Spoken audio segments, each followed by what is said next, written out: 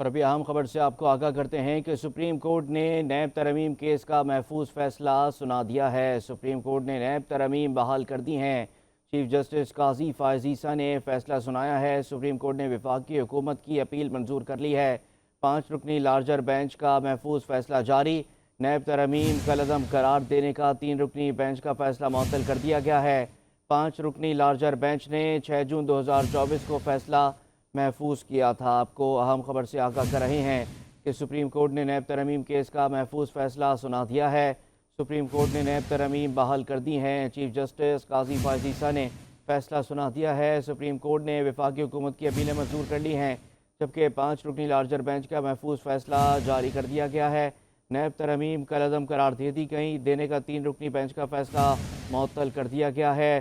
5 رکنی larger bench نے 6 جون 2024 کو فیصلہ محفوظ کیا تھا۔ آپ کو اہم خبر سے آگاہ کر رہے ہیں کہ سپریم کورٹ آف پاکستان نے یہ اہم فیصلہ سنا دیا ہے۔ سپریم کورٹ نے نیب ترمیم کیس کا محفوظ فیصلہ سنا دیا ہے، جبکہ سپریم کورٹ نے نیب ترمیم کو بحال کر دیا ہے۔ چیف جسٹس قاضی فائز عیسیٰ نے یہ محفوظ فیصلہ سنایا ہے۔ آپ کو اہم خبر سے آگاہ کر رہے ہیں کہ سپریم کورٹ نے نیب ترمیم کیس کا فیصلہ سنا دیا۔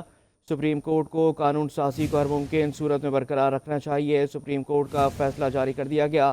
فیصلے میں مزید یہ کہا گیا کہ نیب ترمیم کو خلاف آئین ثابت نہیں کیا جا سکتا۔ عدالت نے نیب ترمیم کالعدم قرار دینے کے خلاف اپیلیں منظور کر لی ہیں۔ سپریم کورٹ نے نیب قانون میں 2021 اور 2022 میں کی گئی ترمیم بحال کر دی ہیں۔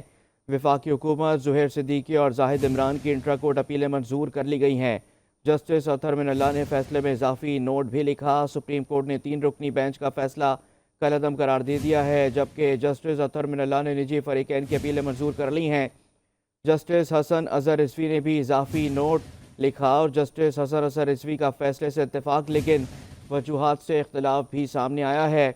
سپریم کورٹ نے اپنے فیصلے میں لکھا کہ چیف جسٹس اور ججز پارلیمان کے لیے گیٹ کیپر کا کردار ادا نہیں کر سکتے۔ سپریم کورٹ کا مزید کہنا تھا کہ پارلیمان اور عدلیہ کا آئین میں اپنا اپنا کردار واضح ہے۔ جسٹس اطہر من اللہ نے حکومت کی اپیل خارج کر دی۔ جسٹس اطہر من اللہ کا اضافی نوٹ میں لکھا کہ حکومت کی اپیل ناقابل سماعت ہے۔ آپ کو اہم ترین خبر سے آگاہ کر رہے ہیں کہ پی ڈی ایم کے دور حکومت میں نیب ترمیم منظور کی گئی تھیں۔ نیب قوانین کے سیکشن 2، 4، 5، 6، 14، 15، 21، 23، 25 اور 26 میں ترمیم کی گئی تھیں۔ نیب ترمیم کے خلاف بانی پی ٹی آئی نے سپریم کورٹ میں درخواست دائر کی تھی۔ سابق چیف جسٹس عمر عطا بندیال کی سربراہی میں 3 رکنی بینچ نے 5 ستمبر 2023 کو کیس کا فیصلہ محفوظ کیا تھا۔ سپریم کورٹ نے بانی پی ٹی آئی کی درخواست پر فیصلہ سناتے ہوئے نیب ترمیم کی 10 میں سے 9 ترمیم کالعدم قرار دیتی تھیں۔ وفاقی اور صوبائی حکومتوں نے سپریم کورٹ میں انٹرا کورٹ اپیلیں دائر کیں۔ بانی پی ٹی آئی نے نیب ترمیم کیس میں دائر اپیلوں پر ذاتی حیثیت میں دلائل دینے کی درخواست دائر کی تھی۔ سپریم کورٹ نے 10 مئی 2024 کو انٹرا کورٹ اپیلیں سماعت کے لیے مقرر کرتے ہوئے 5 رکنی لارجر بینچ تشکیل دیا تھا۔ 5 رکنی لارجر بینچ نے بانی پی ٹی آئی کے بذریعہ ویڈیو لنک پیشی کی اجازت دی تھی۔ چیف جسٹس قاضی فائز عیسیٰ کی سربراہی میں 5 رکنی بینچ نے 6 جون کو فیصلہ محفوظ کیا تھا۔ جسٹس امین الدین، جسٹس جمال مندوخیل، جسٹس اطہر من اللہ اور جسٹس حسن اظہر رضوی بینچ میں شامل تھے۔